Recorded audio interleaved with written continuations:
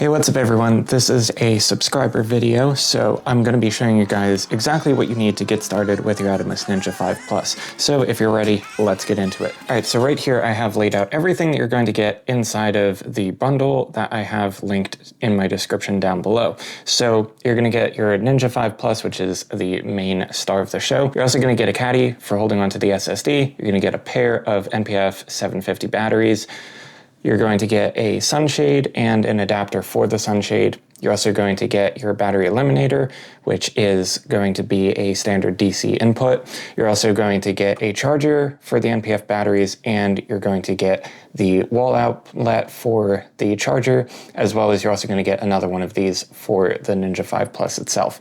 So overall, I would say if you guys are looking at this seriously, I would consider getting the bundle because you're going to save a lot of money on the unit itself, plus you're going to get all of this extra stuff. But one thing that is unfortunate is that if you buy the bundle, you're going to need to buy more things in addition to it. You're not actually going to be able to get up and running without purchasing some extra stuff. So let's get into what that is. All right, so here we can see all of the accessories that you're going to need for your Ninja V+. So starting off with the most important one, it's going to be an SSD. So here I have a Samsung A7RV SSD. It's 1 terabyte mounted inside of the caddy. All you're going to need to do to install this is just take your Ninja and slide it into the track, push it in until it sort of makes contact and you're ready to go. So that's going to be number one. You're also going to want to have a SATA to USB cable. You can get either USB 3 or you could get a USB-C. I would recommend getting the USB-C one since you're going to have faster transfers. I just have a standard USB 3 one here though, and it works fine.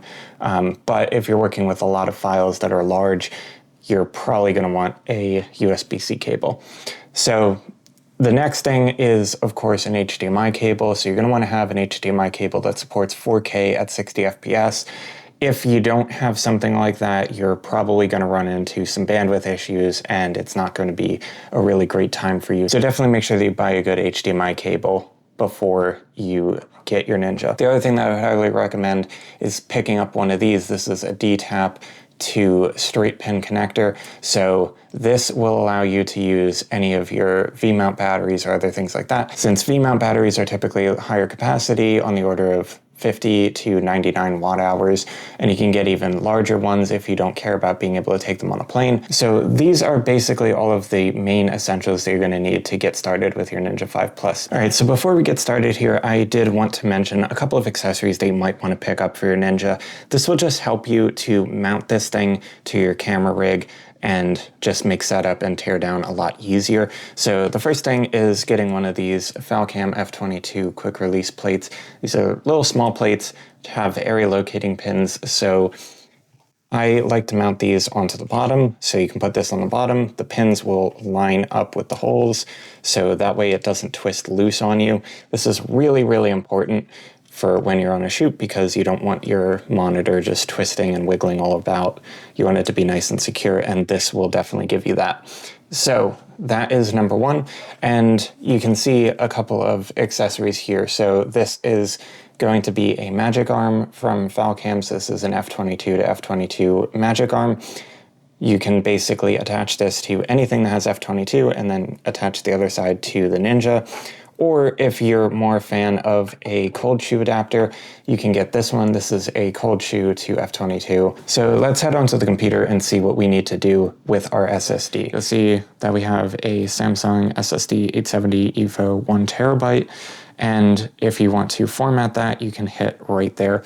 This is going to be something that you're going to want to do when you first get started. So when you first get your Ninja, you're going to want to plug in your SSD into the Ninja, hit format, and then you're going to want to take the SSD out, plug it into your computer, and then get all of that setup out of the way. All right, so you'll see here that right now I'm on my Mac desktop. I just plugged in my SSD to the Mac using that USB to SATA cable. Again, you're going to need to have one of those in order to actually get anywhere with your Ninja V+. So that is that out of the way. Also, make sure that before you connect your SSD to the Mac, that you first ensure that you have already formatted it with your Ninja V Plus. So go over to my.atomos.com. This is going to be the main hub for doing anything with your Ninja V Plus, activating it, upgrading it, all of those types of things. So you're going to be greeted with this My Atomos devices. Yours will be blank, but mine has the Ninja V Plus. If you are just doing this for the first time, tap on Register Device, then select your product. So we're going to go to Ninja V Plus, enter your serial number, device ID, and device AID. And for the DID and AID, you can look on the info button there, and it'll show you exactly where to find those. Those are basically just inside of the Atomos software on the Ninja V Plus. Then you can fill out your date of purchase and reseller if you want to do that, and hit submit. So once you're done there, we'll get started. So you can just tap on your device. You'll see that we are on OS 11. Yours will probably be on a lower version if you're just getting this, but that is okay. Here we go. So features. If you want to swap back to Atomos 10 after you've been on OS 11, if you don't like 11, you can swap back. If you don't want to, that's fine as well. Again, another thing to keep in mind is that if you do want to get some of the extra features of Atomos 11, there's a couple of nice ones for professionals. You can get the feature pack for $130. So that is pretty much how you upgrade fully. Mine doesn't have that because I don't really need any of those new features, but if you do, that is how you do that. So the next thing that you're going to want to do is tap here on how to activate. So your Atomos, so your Ninja V Plus won't be activated if you're just buying it from a retailer. So this is how you're going to do that. So you're going to basically just download the token from the website here, and it's going to get all of the information and all of the codecs and everything like that registered to your device. So before we click on that, what you're going to want to do is go here to the codecs and all of the optional add-ons. And if you want to get H.265, this may be included with your device. It was for me, or it may be something you have to pay for. I'm not entirely sure how that works, but you would have to activate that here. So you just click on activate, and then codecs here, ProRes RAW and DNX, you would just hit add and add. Those are free updates for you guys. And then once you're done with that, then just click on download token. And that will give you this pop-up here, and then just click one more on download token. Here we have our token downloaded, and then we're going to see this activation.bin, and this is pretty much what you're going to want to throw into your Ninja V Plus. And you're going to want to place the activation.bin file on the root of your drive. Then you're going to want to insert the device, and it will basically automatically be detected, and it'll go through all of the installation methods. So I'm not going to do this fully since I don't need to. I already have mine activated. But again, for you, you would just copy that and paste it into your root directory of the Ninja V Plus drive, eject it, plug it into your Ninja V Plus, and then go through all of the prompts. If you don't do this, you're not going to be able to record, so it's kind of important. So all you're going to need to do to connect to your camera is have an appropriate HDMI cable for your particular body. So I'm using the A7RV from Sony, which has a full-size HDMI port, so you're just going to plug in one side to the HDMI on your camera and one side to the HDMI in on the Atomos. Now, what you're going to see here is that I have my Sony set up currently to output a RAW signal. So we're going to get this information bubble right here that tells us that we are getting a ProRes RAW signal, and it's not going to be able to record if we don't change to RAW. So we're going to click OK here. That will just reboot the Ninja V Plus into RAW mode. So you'll see that now we are actually able to get a preview of what our camera is seeing, and we're going to get a little bit of information up here. So you're going to see that we have UHD 23.98 S-Log3 for our input. We have no outputs, and you're going to see that we're using one of my custom LUTs, FX3 preview right there, and we're also going to see that we are recording in ProRes RAW, and that on our SSD we can record for 39 minutes and 4 seconds with this particular codec at this particular frame rate. Now, What we see down here is our record button, so that will be a clickable button. If you just tap that right now, you'll see that our Atomos has this red outline here, which means that it's recording. So if we want to stop, we can just hit stop right there. Now that little clip has been recorded, and if we just push play here, that'll take us into the Atomos Ninja's memory of what it has recorded, and you'll see that our clip is playing right there for us, and we have a couple of media controls to go through. So that is how you go ahead and actually start recording if you want to do it all from the Ninja and you don't want to do it from the camera itself. So here, if we want to go back, just hit the record button again, and that'll take us back into monitor mode. So now we're back here on monitor mode. So the next button here is going to be your monitor options. So we have a couple of things here. We have our zoom. So here you can do a 1x zoom to basically punch in 50%. And then if you want to do the 2, you can punch in another 50% so you get 100% crop. So that is pretty much that. Then the next one here is your histogram. So you can see that. You also have your RGB histogram, so you can see your red, green, and blue levels. If you want to tap the next one, you'll have a Vectorscope, so you can see where all of your colors are lying. The next one over is not going to replace any of these little monitors that you have down here. This one is going to be your focus, so if we change our focus, it will change a little bit. Unfortunately, this is an anamorphic lens, so we aren't going to get focus at all at this very close distance, but if you did, you could see green highlights around the things that are in focus. So then here, if you tap this, this is going to be your zebras. You can set your levels right in here. So if we tap the settings icon, you'll see for zebras, we can set our threshold. Right now, mine's set to 95. For focus peaking, I have it set to green for the color. You can have it set to any of these other colors that you want, and you can keep it in color, or you can have it in black and white like I do. I like it in black and white since it really pulls my attention towards the focus, since that's sort of the point. Then the next thing here is going to be your false color. So that's going to look like a person shaded half white, half black.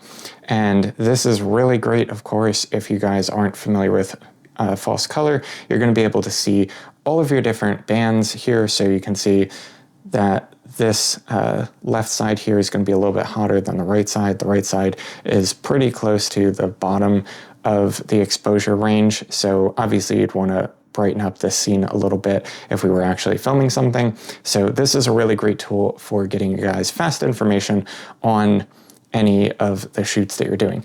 The next thing over here is going to be your ratios. So here you have 2:3:5, and that is going to give you a nice crop of what your footage would look like if you were filming on a standard lens and you wanted that nice 2:3:5:1 crop for your movies. And you can choose from any of these ratios right here. So you can do 16:9, 2.41, 2.35, 1.01, 1.0, 1.05, 4:3, 1:1, 4:5, 9:16, or you can do a custom one. But I like 2:3:5 since that's sort of a standard Hollywood cinema type of thing. We'll just turn that off quick. And then the next thing that we have here is grids.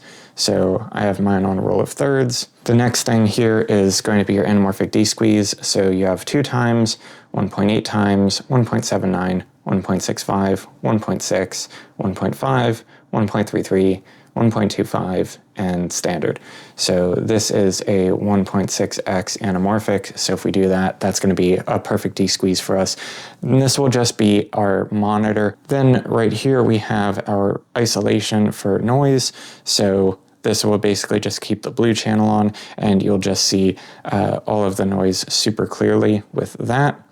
If you want to take a screen grab or something like that to do with the onion skin, you can just tap this button here. That'll take a screen grab, and then if you push the onion skin here, we can say last grab, and now you'll see that we have a little bit of ghosting here because I'm putting my hand in front. This is really useful if you're trying to line up shots to do back to back to back to have that really cool smooth transition. This is pretty much how you're going to want to do that. Unfortunately though, it doesn't work for recording purposes as well. So like if you have this on, you're not going to be recording into the Ninja. You're going to have to go out of this in order to actually record into the Ninja. Kind of a complaint that people have had, but I don't use that feature too often, so it's not really the biggest deal in the world for me, but I wanted to mention it for you guys in case you really cared about it. So you're going to want to go out of your monitor mode right there and push the settings icon here. So all the way on the left-hand side, you're going to see source. So here we're seeing HDMI as our source. If we tap here on input, you're going to see source HDMI. For this, I have it set up so that my camera will actually start recording when I push the record button on the camera to both the camera as well as the Ninja V Plus. If you want to do the same, just follow this. All right, so what you're going to want to do is go into the toolbox icon on the bottom, so that's going to be the yellow one, go to menu item 11, external output, and then inside of that you're going to see your HDMI settings. So here we're going to have our HDMI resolution as auto. You can have it set to whatever you want. But that is pretty much that. Then go into your HDMI output settings, and you're going to want to say record media during HDMI output, turn that to on if you want to record to both the Ninja V Plus as well as the internal memory of your Sony. Right here I have raw output, and that's going to be turned on. If you are in RAW, you're going to have to change your frame rate settings through this menu, so you can change to either 24, 30, or 60p. So we're just going to go back. Then you can change your output color space. So SGamma 3.Cine, S-Log3, of course, we're going to do that. Timecode output, turn that to on, and record control, turn that also to on. That'll allow the A7RV to communicate with the Ninja V Plus.